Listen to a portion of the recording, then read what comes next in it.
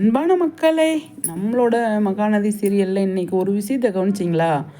காவேரி வந்து விஜய்கிட்ட பேசி முடிச்சுட்டு அப்போ டைம் பார்ப்பார் விஜய். டைம் பார்த்துட்டு, காவேரி டைம் ரொம்ப நான் எடுத்துக்கிட்டேன், நீ வந்து கிளம்பு, உன் வீட்டில் வந்து உங்கள் அம்மா தேடுவாங்க, நீ கிளம்பு அப்படின்னு சொல்கிறாரு.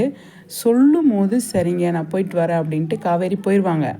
போயிட்டு அவ்வளோ ஒரு காதலோடு அவ்வளோ ஒரு அன்போடு ஓடி வந்து விஜயை கட்டி பிடிப்பாங்க.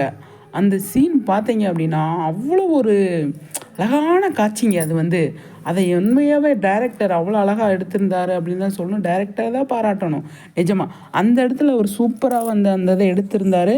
கட்டி பிடிச்சிட்டு அவங்க எந்த லிமிட்டை தாண்டணும், எந்த லிமிட்டை தாண்டக்கூடாது, எந்த அளவுக்கு ரொமான்ஸ் பண்ணணும், எந்த அளவுக்கு பண்ணக்கூடாது அப்படிங்கிறத அழகாக வந்து அந்த இடத்துல அப்படி செதுக்கியிருப்பாங்க அப்படின்னு தான் சொல்லணும். அவ்வளோ அழகாக வந்து செதுக்கி 2 பேருக்குள்ளே ஒரு புரிதலை உண்டாக்கி காவேரி வந்து வீட்டுக்கு போயிட்டு வீட்டில் வந்து உட்காந்து யோசிப்பாங்க. இப்போதாங்க எனக்கு வந்து மனசுக்கு நிம்மதியாக இருக்குது, நிறைவாக இருக்குது, உங்ககிட்ட எல்லாத்தையுமே சொன்னதுக்கப்புறமா அப்படின்னு காவேரி சொல்லுவாங்க.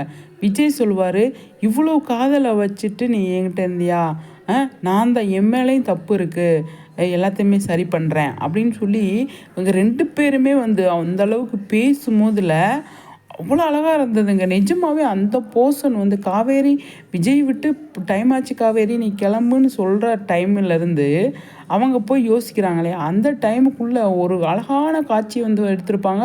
அவ்வளோ சூப்பராக வந்து எடுத்திருப்பாங்க அப்படிங்கிறதுல எந்த ஒரு டவுட்டுமே கிடையாது.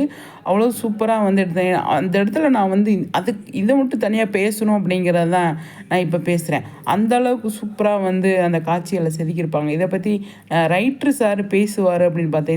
இந்த லெட்ரு மேட்ரு இதெல்லாம் கூட இன்னும் வரல இல்லையா?